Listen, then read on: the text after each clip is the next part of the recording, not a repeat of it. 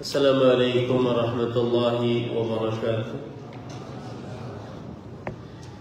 Bismillahirrahmanirrahim.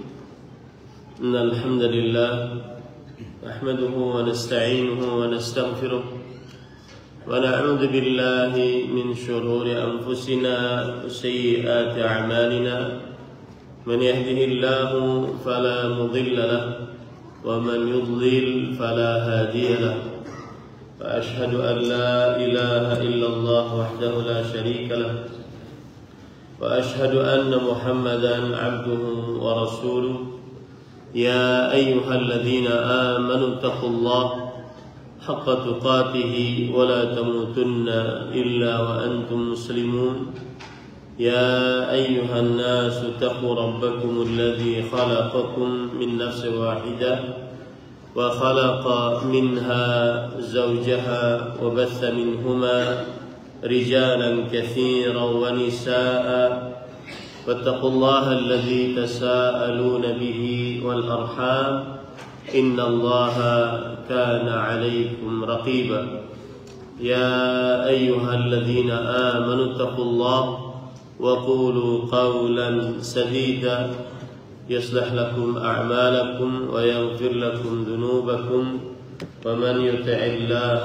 ورسوله فقد فاز فوزا عظيما أما بعد فإن أصدق الحديث وأحسن الهدي هدي محمد صلى الله عليه وعلى آله وسلم وشر الأمور محدثاتها وكل محدثة بدعة وكل بدعة ضلالة وكل ضلالة في النار.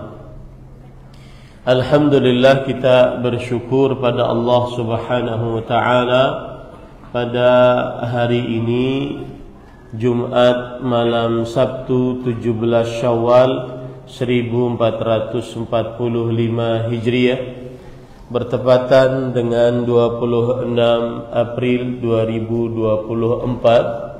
Kita dimudahkan oleh Allah Subhanahu wa taala untuk kembali duduk bersama di Masjid Al-Amin, Samarinda, Kalimantan Timur dalam sebuah kajian rutin setiap Jumat malam Sabtu membaca kitab Kaifa Nurabbi Auladana, kiat mendidik anak dalam Islam, yang ditulis oleh Fadilat Syekh Muhammad bin Jamil Zainu rahimahullahu ta'ala. Salawat dan salam semoga selalu Allah berikan kepada Nabi kita Muhammad sallallahu alaihi wa ala alihi wasallam, pada keluarga beliau, para sahabat, serta orang-orang yang mengikuti beliau sampai hari kiamat kelak. Dengan nama-nama Allah yang husna dan sifat-sifatnya yang ulia, kita berdoa, Allahumma inna nas'aluka ilman nafi'an wa rizqan tayyiban wa amalan mutaqabbala, Allahumma amin. Ahibati fillah, afanillah wa iyyakum. Kajian terakhir kita pada bulan Sya'ban yang bertepatan dengan bulan Februari, dan kita mulai lagi di bulan Maret atau bulan April 2024 ini yang bertepatan dengan bulan Syawal 1445 Hijriah. Dan kita masih di dalam bab al-akhlaq wal adab, bagaimana mendidik anak dalam perihal akhlak dan adab. Pada pertemuan sebelumnya kita sudah membahas 4 akhlak dan adab yang disebutkan oleh penulis, yaitu yang pertama, nu'awwidu tifla isti'mal al-yadil yumna fil akhdhi wal ata' والأكل والشرب والشراب وأن يكون قاعدا وأن يسمي الله في أوله ويحمده في آخره.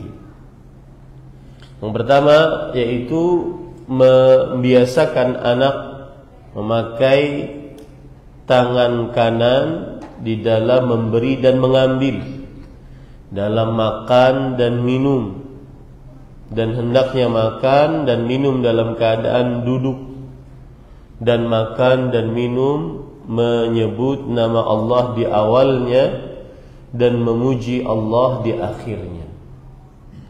Kemudian yang kedua, ta'widul waladin nadhafata fa yuqassu adfaruhu atau yaqussu adfarahu wa yaghsilu yadayhi qabla ta'ami wa ba'dah, wa ta'limuhu al-istinjaa'a wa akhdhal waraqi ba'da al-bawl yamsahahu aw al-ghusl bil ma'i litasihha salatuhu wa la yunajjisa libasahu.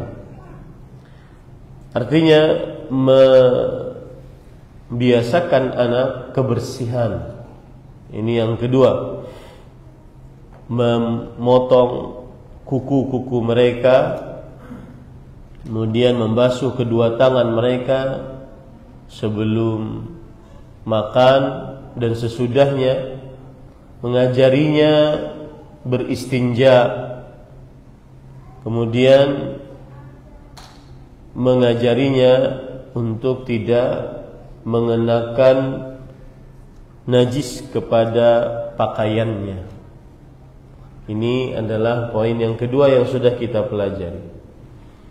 Kemudian yang ketiga, an natalaqqafa fi nushiha lahum sirran wa alla nafdhahum in akhta'u fa in asarru 'ala al-'inab tarakna al-kalama ma'ahum 3 ayyamin wa la nazid. Memberi nasihat dengan lembut secara rahasia kepada anak-anak kita dan tidak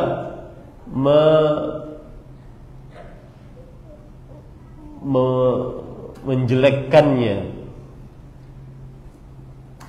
saat mereka melakukan kesalahan. Kalau seandainya mereka tetap melakukan kesalahan dan membangkang, maka boleh untuk tidak membicarainya selama 3 hari dan tidak boleh lebih daripada itu. Ini yang ketiga, memberikan nasihat kepada anak dengan lembut secara rahasia, tidak memburukannya atau menghinakannya, merendahkannya saat melakukan kesalahan. Tetapi jika anak tetap membangkang, maka boleh untuk tidak membicarainya selama 3 hari dan tidak lebih dari itu. Kemudian yang keempat yang sudah kita pelajari juga, amrul aulad bisukut indal adzan. Memerintahkan kepada anak-anak untuk diam saat azan dikumandangkan. Wa ijabatul muadzin bimithli ma yaqul, dan mendidik anak agar menjawab orang yang mengumandangkan azan sebagaimana yang diucapkan oleh muadzin. Thumma as-salatu 'ala an-nabi sallallahu alaihi wasallam wa du'a'u al-wasilah. Kemudian mengajari anak bersalawat atas Rasul sallallahu alaihi wasallam setelah azan, dan juga mengajari anak membaca doa meminta wasilah setelah azan.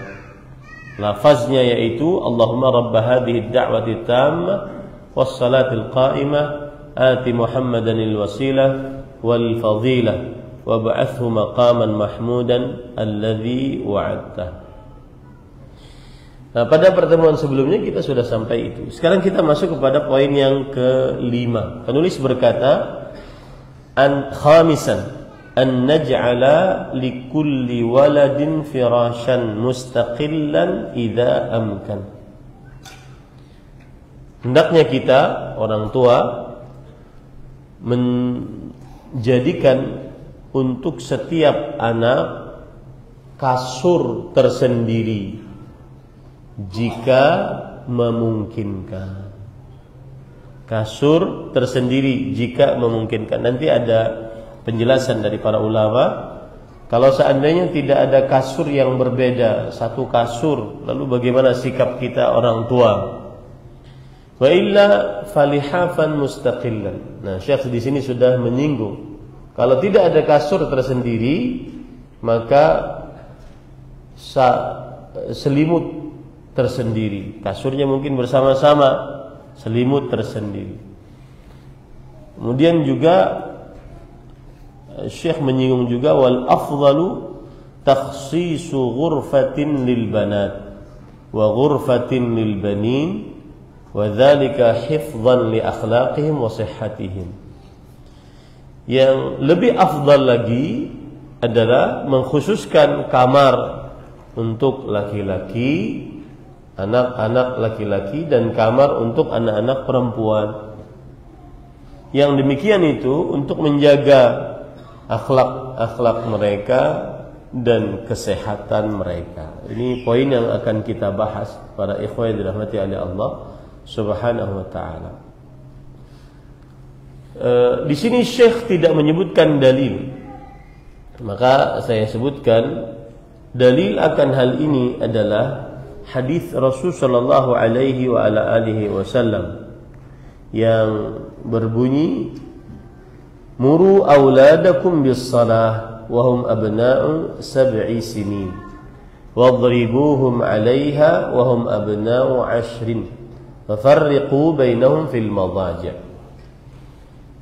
Yang artinya, perintahkan anak-anak kalian untuk mengerjakan sholat ketika mereka berumur 7 tahun. Dan ini sudah kita bahas, yaitu memerintahkan anak-anak untuk sholat ketika mereka berumur 7 tahun. Dan tugas kita orang tua saat mereka berumur 7 tahun cuma perintahkan, ayo sholat, ayo sholat. Tidak boleh memberikan tahdzir atau peringatan keras, ancaman. Kalau enggak sholat begini, enggak boleh. Tugas kita cuma memerintahkan. Ya, perintahkan anakmu sholat ketika mereka berumur 7 tahun. Tugas kita cuma memerintahkan. Dan pukul mereka jika meninggalkan sholat atau tidak mengerjakan sholat ketika berumur 10 tahun. Dan 7 tahun umur mumayyiz, umur yang bisa membedakan antara yang baik dan yang buruk. Maka di sini menunjukkan agungnya sholat, bahwa belum baligh sudah diperintahkan sholat. Belum baligh sudah diperintahkan sholat. Nanti para ulama membicarakan pahalanya milik siapa. Apakah pahalanya didapati oleh orang tua atau oleh sang anak? Karena sang anak ketika masih belum baligh, maka dia tidak memiliki buku catatan amal. Maka jawabannya wallahu alam seperti haji, bahwa seorang anak kecil yang belum baligh, yang belum wajib menunaikan ibadah haji, lalu seorang ibu mengatakan ali hadza hajjun, apakah anak ini berhak menunaikan ibadah haji? Kemudian Rasul sallallahu alaihi wasallam menjawab, na'am walaki ajr. Iya, dan engkau akan mendapatkan pahalanya. Artinya apa? Anak yang belum baligh yang salat, maka orang tuanya yang mendidiknya yang akan mendapatkan pahalanya. Dan ini senada dengan hadis Rasul sallallahu alaihi wasallam, inna auladakum min kasbikum. Sesungguhnya anak-anak kalian adalah hasil ulah tangan kalian. Nah, akan tetapi bukan itu maksud kita. Maksud kita adalah ini, wa farriqu bainahum fil madaji', dan pisahkan di antara mereka anak-anak di dalam tempat tidur. Madaji' jamak dari madja'. Madja' adalah ismul alah atau ismul makan, tempat tidur. Berarti di sini bisa kasur, bisa kamar. bisa kasur, bisa kamar. Hadis ini diriwayatkan oleh Imam Abu Dawud dari Amr bin Shu'aib, dari bapaknya, dari kakeknya, dan hadis ini disahihkan oleh Imam Al-Albani rahimahullahu taala. Para ulama mengatakan bahwa hadis ini menunjukkan dengan keumumannya dalil atas wajibnya, ingat, wajibnya memisahkan antara anak laki-laki dengan anak perempuan setelah sampai umur 10 tahun di dalam tidurnya. Wajibnya memisahkan antara anak laki-laki dan perempuan. Dan wajib di sini istilah fikih yang artinya ma amara bihi syari' amran jaziman ustuhiqqa bil 'adabi tariquhu 'amdan mutlaqa. Apa saja yang diperintahkan oleh syariat dengan perintah yang keras diancam dengan siksa bagi siapa yang meninggalkannya dengan sengaja secara mutlak. Maka wajib bagi orang tua memisahkannya berdasarkan keumuman hadis ini. Imam Al-Munawi rahimahullah, ulama Islam abad ke-10 Hijriah, di dalam kitab beliau Faidul Qadir mengatakan, ay farriqu baina auladikum fi madaji'ihim allati yanamuna fiha idza balaghu 10. Pisahkanlah antara anak-anak kalian di dalam tempat tidur mereka yang mereka tidur di dalamnya jika sudah sampai 10 tahun. Hadaran min ghawailis syahwah, yang artinya menghindari dari timbulnya syahwat. Wa in kunna akhawati, meskipun mereka adalah saudari-saudarinya. Dan kita sudah banyak mendengar bahwasanya tidak sedikit antara kakak dan adik mereka melakukan perbuatan yang nista, keji, karena tidak melaksanakan adab keislaman ini, memisahkan antara anak laki-laki dan anak perempuan kalau sudah berumur 10 tahun. Kemudian para ikhwan yang dirahmati oleh Allah Subhanahu wa taala,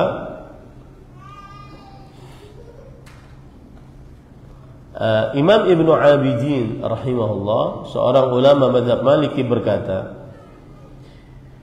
"Idza balagha as-sabiyyu 'ashran la yanamu ma'a ummihi wa ukhtihi wa imra'atihi illa bimra'atihi aw jaratihi aw jariyatihi." Yang artinya, kalau tadi tidak diperbolehkan untuk tidur dengan adik kakak perempuan kalau sudah sampai 10, termasuk di dalamnya adalah juga kepada ibu, bibi, ya. Nah, ini tidak diperbolehkan. Disebutkan oleh Imam Ibnu Abidin, jika telah anak sudah sampai umur 10 tahun, maka dia tidak tidur bersama ibunya, saudari perempuannya, atau seorang perempuan, kecuali itu istrinya, atau itu kecuali budaknya. Kalau sudah umur 10 tahun, maka tidak heran ada sahabat Nabi, perbedaan antara dia dengan bapaknya cuma 11 tahun atau 10 tahun. Berarti apa? Bapaknya menikah umur berapa? 10 tahun. Ya. Karena setelah 10 tahun maka lahir dia. Berarti perbedaan antara dia dengan bapaknya cuma 11 tahun. Jabir bin Abdullah bin Haram, Abdullah bin Haram dengan Jabir perbedaannya antara 11 tahun saja. Menunjukkan bahwa Jabir bin Abdullah bin Haram menikah pada umur 10 tahun. Ini pian yang berumur 25 tahun itu tua sudah. Kadang menikah itu tua bangka sudah. Apalagi sampai umur 30 tahun kadang menikah, bekarat sudah. Ya. Orang 10 tahun sudah menikah. Nah, fal muradu tafriq bainahuma adamun naumi khaufan minal wuqu'i fil mahdhur. Yang dimaksud dengan memisah di antara keduanya adalah indan naumi khaufan minal, yaitu saat tidur, karena khawatir terperosok ke dalam hal yang terlarang. Fa innal walada idza balagha 10 aqala al-jima'a al-hadith.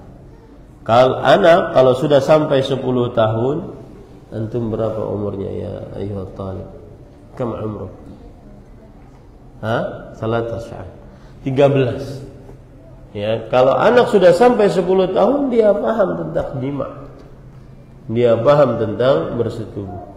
Makanya ada kejadian menarik, dan ini mungkin salah satu adab dari orang tua santri yang harus belajar belajar menjadi wali santri, yaitu beradab.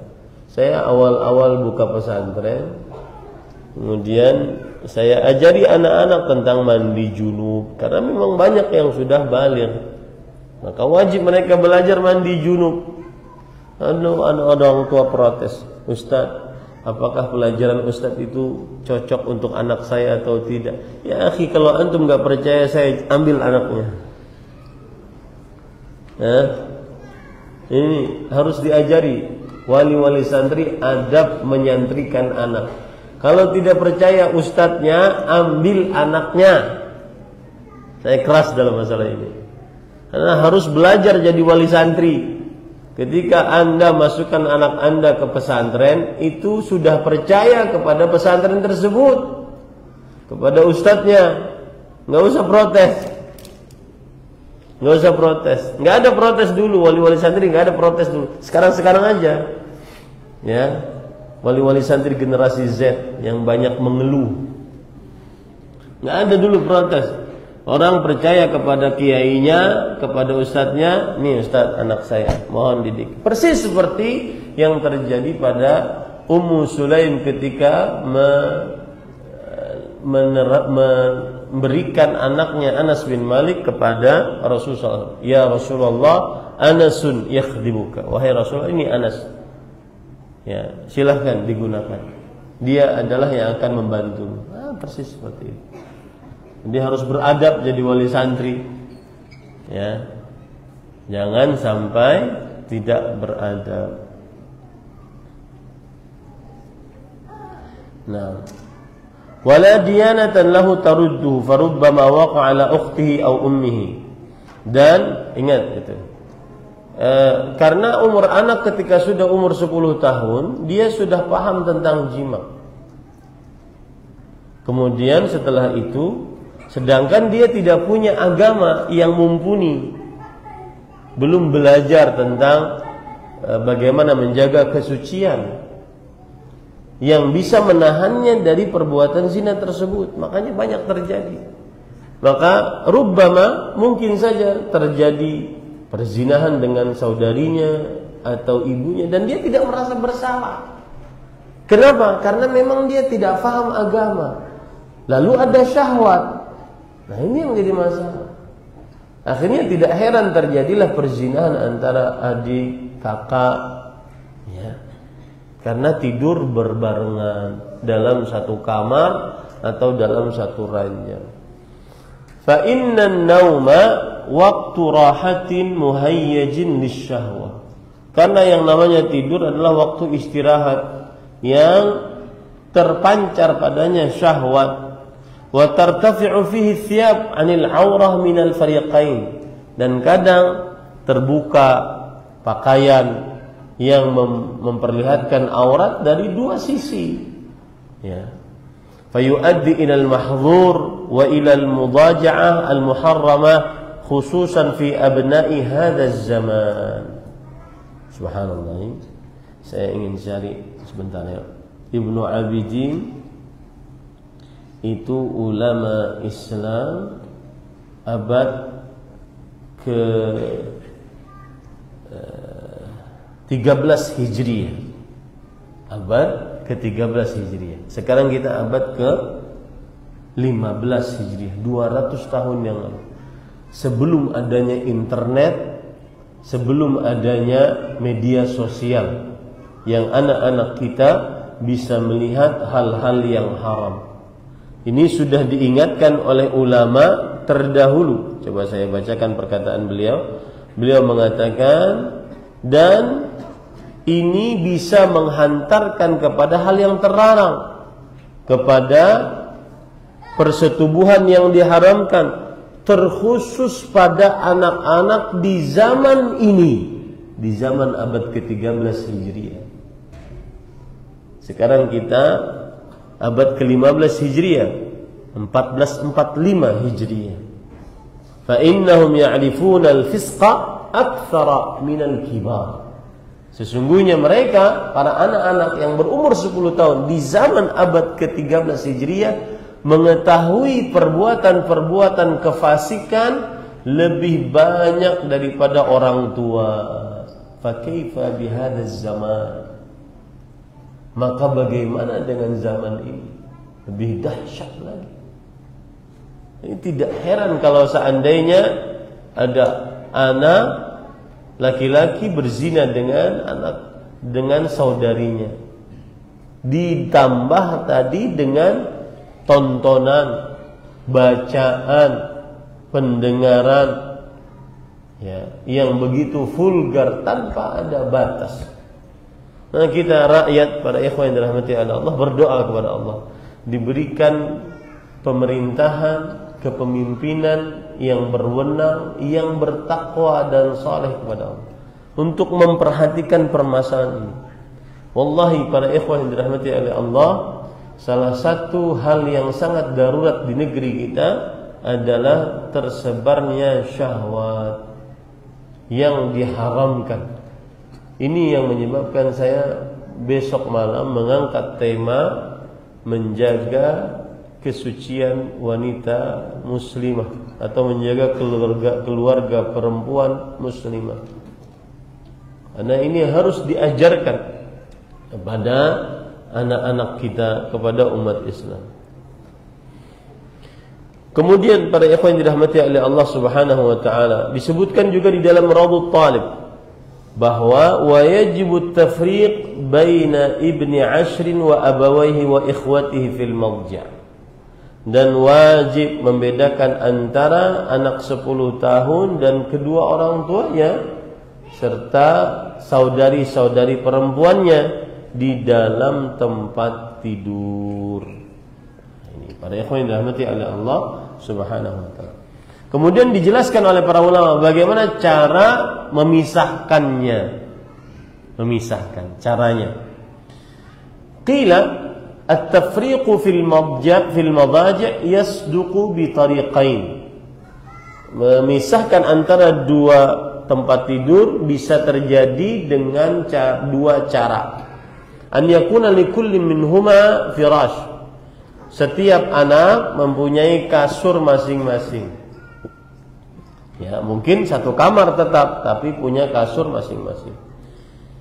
Wa an yakuna fi firashin wahidin walakin mutafarriqain ghayra mutalasiqain. Bisa juga satu kasur tapi berpisah, tidak bersambung. Satu kasur tapi mungkin jauh-jauhan. Ini dua cara dari sebagian yang disebutkan oleh para ulama rahimahumullahu ta'ala.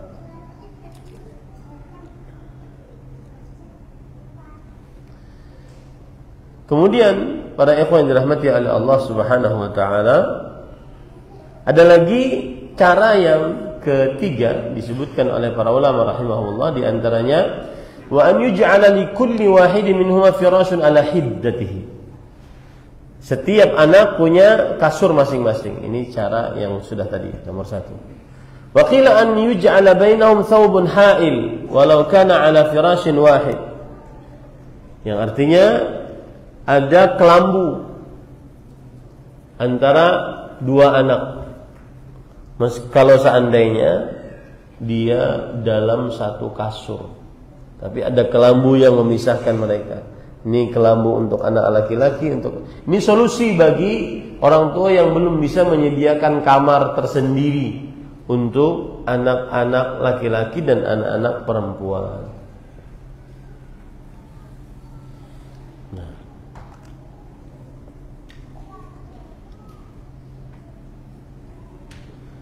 Ini para ikhwah yang dirahmati oleh Allah Subhanahu wa taala. Apa hikmah dari dipisahkannya antara anak-anak yang sudah berumur 10 tahun? Laki-laki dengan laki-laki dipisahkan. Jadi gini, laki-laki satu kasur tersendiri, tidak digabung kasurnya, meskipun dia laki-laki berdua, tapi satu kasur tersendiri. Kalau perempuan dan laki-laki, maka paling afdal adalah satu kamar tersendiri, tidak satu kamar. Ini paling afdal agar menjauhi atau mencegah kejadian yang buruk. Ya, mencegah kejadian yang buruk. Berkata Al-Hafidz Ibnu Hajar Al-Asqalani rahimahullahu taala tentang tidur dalam satu kasur secara bersama-sama. Kata Al-Hafidz, wa thabata min turuqin ukhra annahu yushtaratu alla yastami'u fi lihafin wahid. Boleh tidur dalam satu kasur besar bersama-sama, anaknya banyak di situ, tapi bukan satu selimut. Tidak boleh satu selimut. Nah, ini solusi-solusi apabila seorang orang tua mempunyai anak yang banyak dan belum sanggup untuk membedakan kamar-kamarnya. Jadi kalau anak laki-laki banyak, maka yang paling afdal adalah satu anak laki-laki satu kasur. Ya, kalau anaknya banyak dan tercampur laki-laki dan perempuan, maka yang paling afdal adalah anak laki-laki di dalam satu kamar, anak perempuan di kamar yang lain. Baik. Kemudian kalau seandainya yang kurang daripada itu, kalau anak laki-laki tidak sanggup untuk memberikan satu kasur, maka boleh satu kasur, akan tetapi dipisah dengan apa tadi? Kelambu. Ya.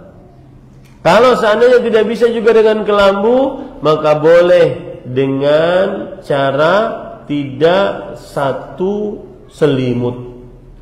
Selimutnya berbeda meskipun satu kasur. Hikmahnya para ikhwan yang dirahmati oleh Allah Subhanahu wa taala, saddan limanafidhish syaitan, menutup jalan-jalan bisikan syaitan. Ya, menutup jalan-jalan bisikan syaitan agar tidak dibisiki oleh syaitan untuk melakukan perbuatan yang keji. Wallahu a'lam. Silakan adzan.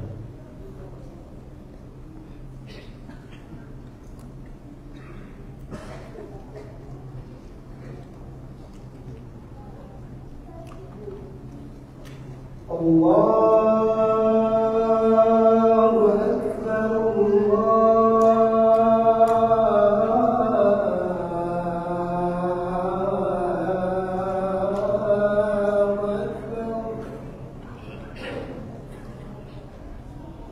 Allahu Akbar.